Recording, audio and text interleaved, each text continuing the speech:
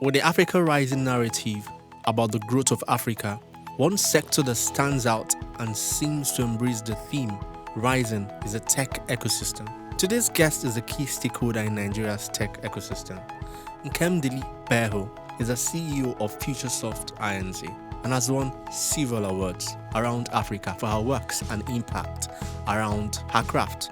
Nkem in this conversation shares insights on the fourth industrial revolution and the new kind of colonization going on in Africa. Hi everyone, my name is Charles Umeh. Welcome to this season's episode of the Breaking the Coconut Show. So today I have an amazing guest. Hi guest, let's get to meet you. Hi Charles, how are you? Good. And you? I'm good. Okay, so most of my listeners and viewers would like to know who you are. Okay, my name is Nkemdilim Begho, and I'm the CEO of FutureSoft. Okay, so Nkem, for this season, we would like to have a conversation with you. And we've seen your impact in the tech world, tech and business. So we would like for you to share new insights on the fourth revolution and how Africa as a whole is catching up with the new evolution. Okay, I'm not sure we're doing a lot of catching up. So I think, obviously, the fourth industrial revolution is already in progress. And what we're seeing across Africa is that especially governments have not actually understood that this is what's going on. So they are very, very far behind in creating adequate, an adequate policy framework. And making sure that there's an enabling environment and also supporting the technology ecosystem in the countries. So I think that really and truly, where we currently are is that there are entrepreneurs, in each of the local African countries that have understood that technology is, the next big thing, and that there's so much that technology can do, and, they're just building their dreams, right? However, they're building their dreams in environments that are not really nurturing environments. Obviously, across Africa, there are a couple of exceptions, like Rwanda and Kenya. The governments there have put in a lot of policies and a lot of plans to actually create an enabling environment. Ethiopia is also an example for it. So, let's come back home to Nigeria. We're seeing very small steps being taken by the government. There are talks about a tech fund. There are talks about, kind of making sure that the policies are revisited, but I'm not seeing enough action. And it's really affecting the technology space. And I think that what we need to realize as a nation is that this is the only, thing that can actually transform our economy and that will drive any kind of change in our nation across all sectors, because technology is not an isolated sector. Technology spans across any kind of industry, right? So we need to look at technology as an enabler, as a driver, as opposed to looking at technology as, it is, a subject or, an industry sector, because that's not really what technology is. Technology is simply an enabler that enables accelerated growth in any sector and helps automate processes in the different type of sectors. And there's so much technology in the world currently that could immediately transform a lot of industry sectors that we have here in Nigeria and the government as well. So, I think that it's really about policymakers understanding what is really going on, and there being engagement between policymakers and people who are in the industry and who are actually building this technology for Nigeria and also for the world. Okay, so as a key stakeholder, now there's this new trend of more, will I call it the second kind of colonization, where most young entrepreneurs get funds from the Silicon Valleys and maybe the Chinese government. Now, what do you think is the future for it? Like, for an entrepreneur, getting $10,000, $100 million looks like a good thing, but what is the trap that we're not seeing that would finally affect this ecosystem, especially the tech ecosystem in the future? For the individual entrepreneurs, money is money, right? You take it as long as the terms are good for you. right? But as a nation, what does it mean? As a nation, it means that we are actually losing companies that were started here in Nigeria. And because they get investment from abroad, they're now taken out of Nigeria, and then the same companies are established in Silicon Valley, for example. And there are a couple of companies that this has already, happened to. And what it means is that when it comes to revenue generation, taxes are paid where? Silicon Valley. In Silicon Valley. Yeah. Right? Jobs are created where? Silicon Valley. In Silicon Valley. We then get, the lower end of it where, okay, there are support services because it's still for the local market, and those are then the kind of jobs that are created here, whereby all the real technical jobs are outside of the country. This means that, number one, you're not investing in your human capital properly. Number two, you have a brain drain without even knowing it, right? And number three, you have economic loss because you're not actually generating any revenue in country. The revenue is being generated in a different economy, right? So you're never going to actually see the contribution of the technology space per se if this continues to happen. And we also need to understand that he who owns the technology owns everything, right? True. So when we talk about digital colonization, it's really about, okay, this, fourth industrial revolution, what does it bring with it? It brings with it, the scramble for Africa. Yeah. The second scramble for Africa, right? Africa is the last frontier.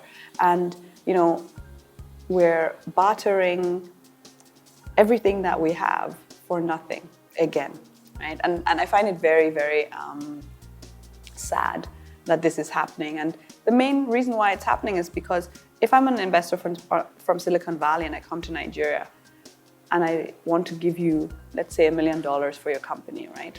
I look at the legal framework, I look at the laws that are in place, and I see that I'm completely exposed if the company remains here. Yeah. So I tell you, you can have this $1 million and you can do whatever you want with it, but you need to come to Silicon Valley and incorporate there, because there I know my rights, I know my laws, I know everything that, and my money will be secure, my investment will be secure, because at the end of the day, this money is not free money. It's money that is going to give me some kind of return on investment. So in order to actually get that return on investment, I need to secure it.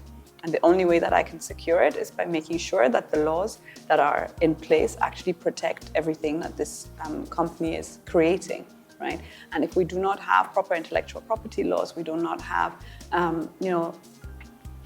proper laws that really kind of look into IP theft and look into cybersecurity and things like that. We look at how old our policies are, and they're not being updated. It took how many years to push the Cybersecurity Act through, the bill through, right? And is it being implemented?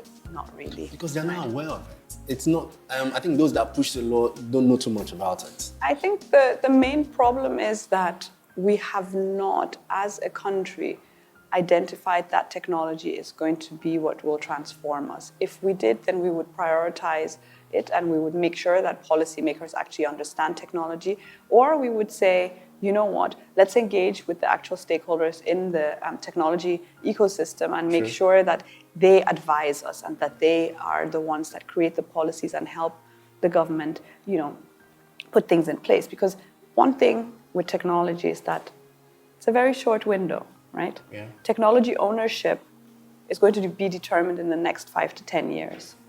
Sure. And that's not a long time. When it takes us 5 years to even push one bill through, then the bill is already outdated by 5 years, and then you have laws that make no sense because technology has evolved. Yeah. We need an independent body that can accelerate the development of technology in Nigeria and can make sure that laws are passed much faster, right? And that they are updated very quickly. We also need to make sure that bodies like the Nigerian Bar Association are really focusing on ensuring that there are sector-specific and IT law-specific lawyers that are coming up and being trained as well. Because if you do not have people who can even go to trial, because they don't even understand the technology. What it's all about. Yeah. So what then happens, right? It's a complete disaster. So the policymakers have no clue, the judges have no clue, the lawyers have no clue. And then there you are, in a legal battle. and then the laws are outdated on top of that. Yeah. It's not an environment that... It's a lose-lose. Yeah, you can't grow, right? Yeah. Not at the scale that technology companies have the potential to grow, right? And that's why you will continue to see a lot of foreign investment, and you will continue to see a lot of, companies just saying, you know what, I'll just go. And the same thing is happening with highly skilled developers. There are a lot of highly skilled developers that are also leaving the country or being recruited by, foreigners who are trying to build technology for the African market. So we're losing human capital. We are losing people who could be key players for our knowledge economy and for the future, simply because we're not prioritizing it, and simply because we're not really looking at technology as this is the driver for economic development, right? Digitalization, innovation, all the emerging technologies, we're too afraid of it because we don't understand it. So it's easier to say, no, it's okay, we don't need it, as opposed to saying, okay, let's actually look at what are the opportunities here, right? So if you look at blockchain, for example, blockchain is a massive opportunity for Africa. Number one, there are not a lot of blockchain developers globally. Number two, there's so much transparency that blockchain can bring, and so much, kind of automation and cohesion that it can bring to technology in Africa, that we are very, very silly not to embrace it, right? So the other day I was listening to the radio, and they were talking about how there are issues with the INEC and the database and this and that. And I was just like, Kenya is looking at blockchain for their next elections. They've already piloted it in the last elections. And we're here still trying to do manual reconciliation and manual registers. That's what they were talking about on the radio. And they were really discussing it, how, okay, what if the machine breaks down? Then they will now go back to pen and paper and be writing things. Looking at Futuresoft and how you've been able to carve a niche in your own space, what would you see, has been your own biggest lessons in this tech ecosystem in the Nigerian, looking at your own work, the work you do here with Futuresoft? I think it's understanding that you are the one creating the market, or part of the people creating the market, right? Which means that it's a very hard job. So it's like running uphill, carrying a big backpack full of stones.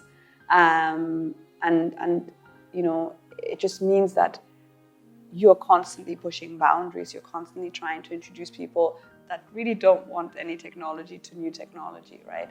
And whenever you talk, you sound like some crazy futuristic person. You talk about augmented reality and virtual reality, blockchain, artificial intelligence, and people are just like, it's okay, these things are not in Nigeria yet, And there are very few brands that are actually open to trying out, some of this new technology. However, even when they are ready to try it out, they are not ready to financially really commit to it, right? So obviously that's very, very hard and very frustrating, because it means then that either you work with technology that is not 100% cutting edge, or if you want to be cutting edge, then you just, kind of like have to figure out how you balance it out, right? How do you still generate revenue from non-cutting edge things, and then try and build the cutting edge things and identify people who are willing to actually try it out, so that you have a proof of concept, and that you can say, you know what, this doesn't only work in a foreign market, this works in a local market as well, and the users are ready for it. Because one of the things that we forget is that Nigerians are very fast adopters, right? Yeah. So if we look at how the switch from BlackBerry to WhatsApp happened, right? It was almost like overnight. Suddenly, people were just like, well, oh no, I'm not on BBM anymore, I'm now on WhatsApp. And there are very few people who didn't make the switch, right? And this just shows you that, technology adoption is something that we're willing to, do without even thinking about it. And once we've adopted one type of technology, and it's the same thing with transfers. You go to the market, nobody expects you to have cash. Madam, are you going to transfer? This is my account, and they've already written it down. They have it ready for you, And then they know how they're going to get the alerts.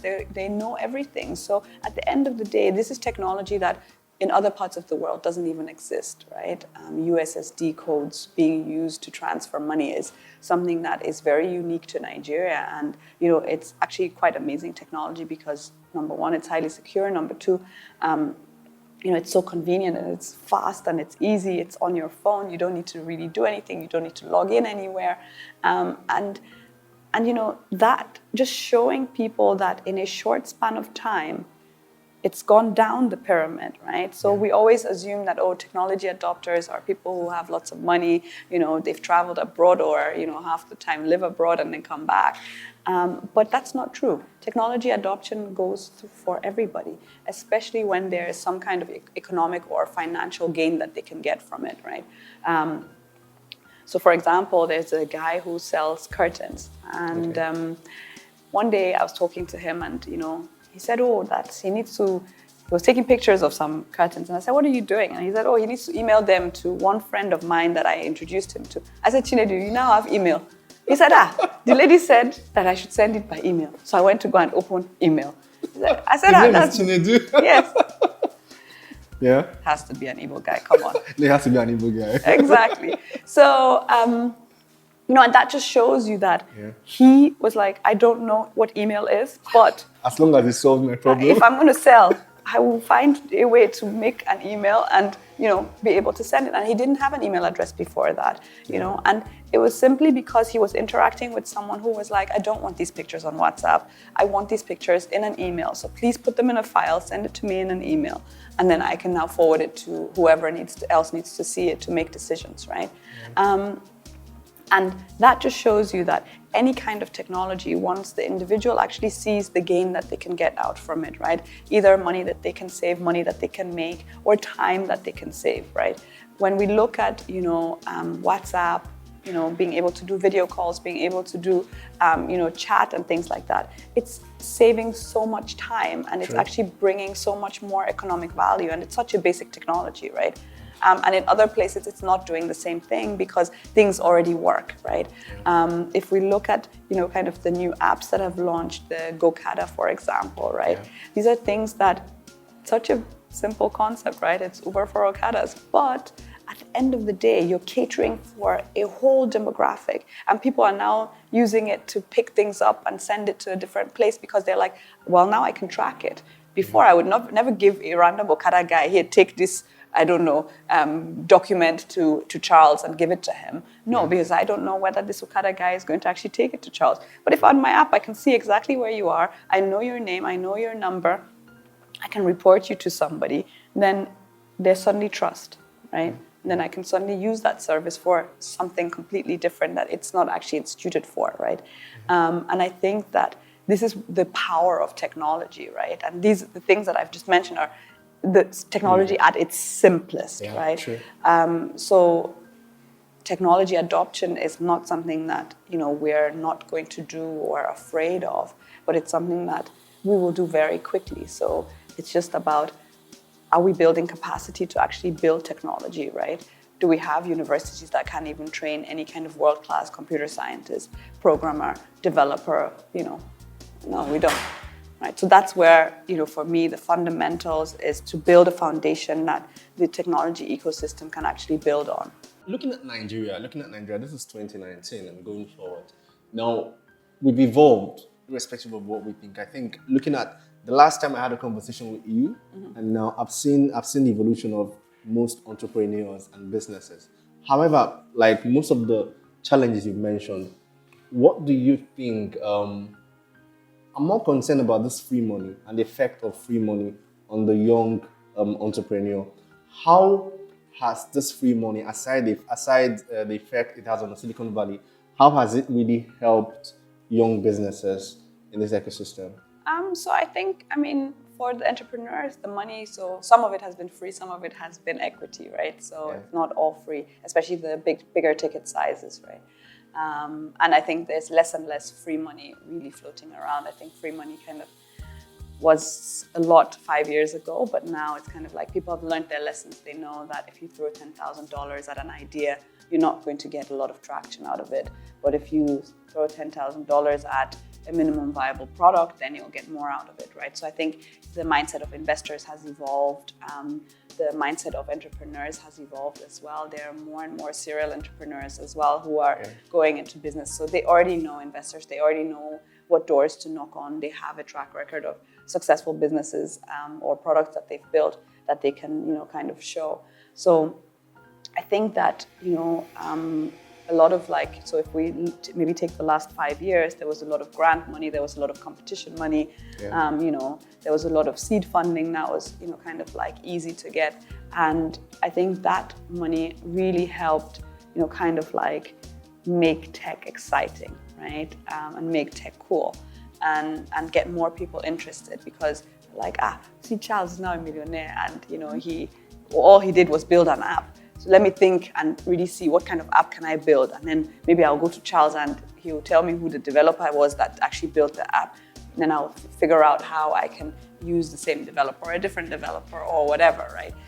So I think that a lot more young people are seeing the potential of what technology can do, and are also looking at how do they solve problems that we have in our country and in our city, in our communities, using technology, right? And the more you have that, the more you are creating an actual ecosystem, right? I think that, we shouldn't downplay the role that money actually had in kind of igniting the local ecosystem. But I think now that, technology is getting more and more mature, and there are also more and more mature players in the industry, we need to think about how do we fuel this fire, with local petrol and not imported petrol, right? Yeah. And how does that look like? To me, that looks like, number one, a government intervention, right? Yes. Creating a fund, also making sure that, there are other ways to actually raise capital, right? So, for example, in Asia, initial coin offerings are getting more and more common, and entrepreneurs are using initial coin offerings to actually raise funds. But in a country where cryptocurrency is still debatable and, somewhat illegal, how do you position yourself for an initial coin offering? You can't, right? So these are ways that technology companies in other parts of the world are raising funds, and those ways are blocked for us here in Nigeria.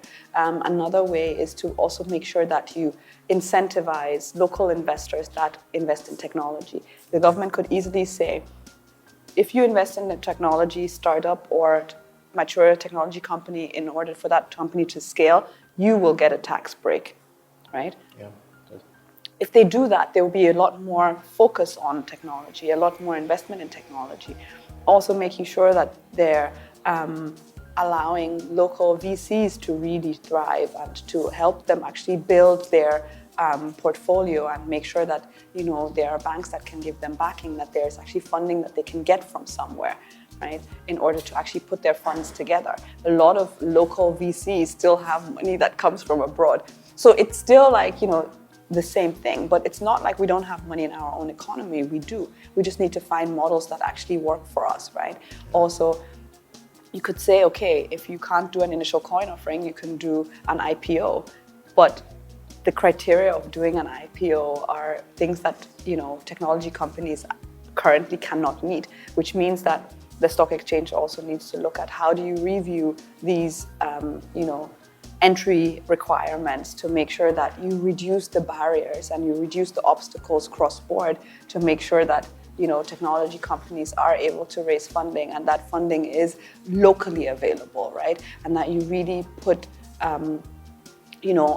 more emphasis on building your technology space from local funds and local money, right? So that you can retain more of the actual economic value that it brings when you invest in these companies.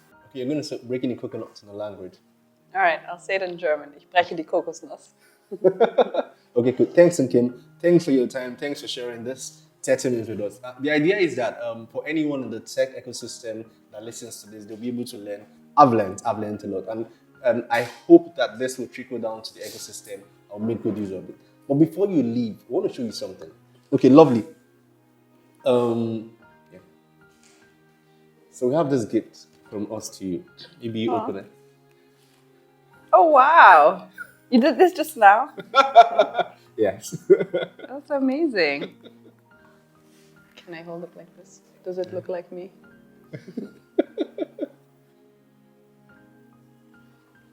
It's really nice. Cool. Thank you.